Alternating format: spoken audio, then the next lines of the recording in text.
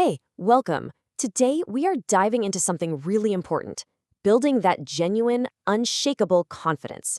And I'm not talking about that loud, flashy kind of confidence. I mean the quiet, solid certainty inside you that says, yeah, I can handle this. We're basically going to lay out a blueprint for success, step by step.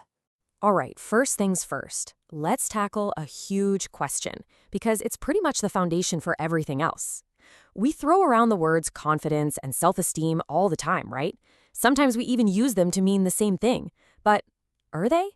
Getting clear on the difference is honestly the first real step. So here's a great way to think about it. Your self-esteem, that's the foundation of your house. It's your deep down feeling of worth, the idea that you're valuable just because you're you. Self-confidence, though, that's the stuff you build on top of that foundation. It's your belief that you can do a specific thing like run that meeting or learn a new skill. See the difference? You could be super confident in your job, but still have shaky self-esteem. Our goal here is to make sure both are rock solid, starting from the ground up. Okay, so let's get to work on that foundation, our self-esteem. Because if this part's not solid, anything we try to build on top is just going to feel, well, wobbly. It's never going to feel secure. So let's look at why having a strong sense of your own worth is totally non-negotiable. And this is what it looks like in the real world. You know, low self-esteem isn't just about feeling down sometimes. It's like a filter that changes how you see everything. It's that little voice in your head saying, don't even try, you'll probably just fail. It's that awkward feeling when someone gives you a compliment and you just can't accept it because deep down you don't believe it. Every single one of these points, it's a crack in the foundation that we have to fix before we can build any lasting confidence. So how do we start repairing those cracks and building up? Well, our first major pillar is all about your inner game, your mindset. This is where confidence is either born or, completely shut down before it even gets a chance. Think of it as the operating system for your brain.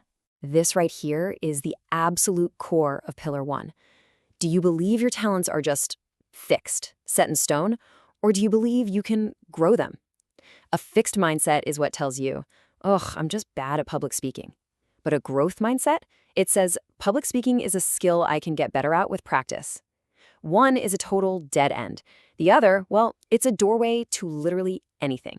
Just figuring out which one you're usually in is a huge first step. And the best part is, this isn't some magic trick. You can actually train your brain to have a growth mindset. It just takes practice.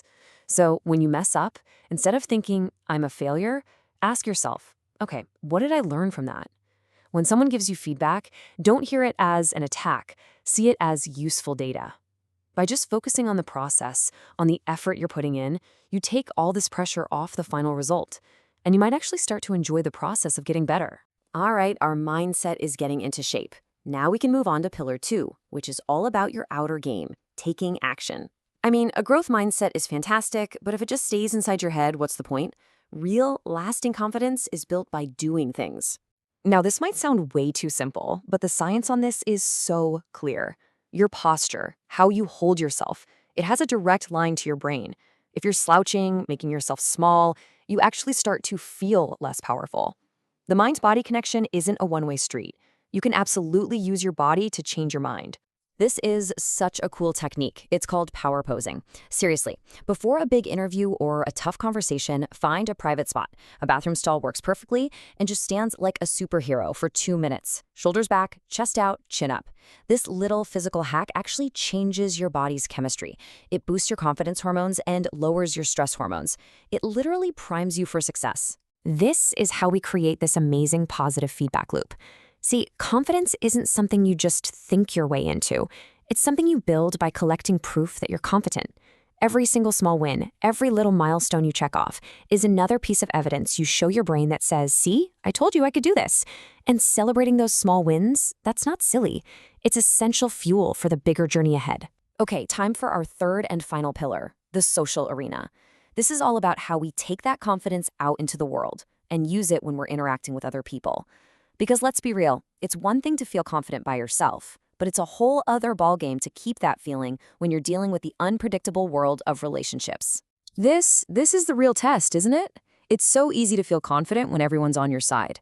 But what about when they're not? When you're challenged? The natural reaction for a lot of us is to either get defensive and aggressive or to just shrink and go quiet. But there's a much better way. The secret isn't being aggressive, it's being assertive.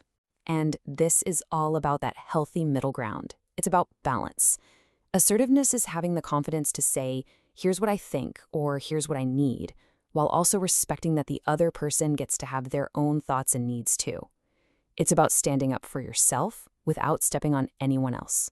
These right here are the tools for your social toolkit. And notice a theme here. So much of it comes down to respect. Respect for yourself and respect for other people. Setting a boundary is about respecting your own time and energy. Really listening to someone, that's about respecting their perspective.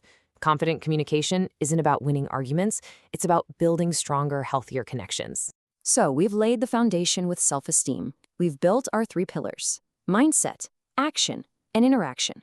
But, any good building needs maintenance.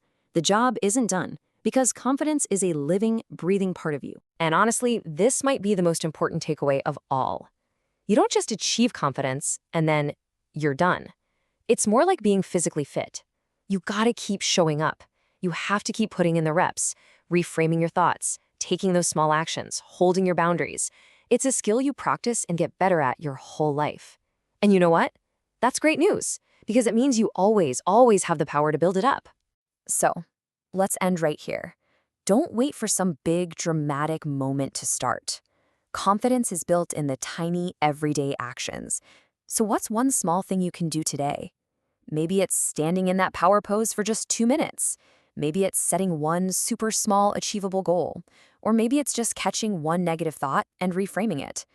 The journey starts now, with just one step. What's yours going to be?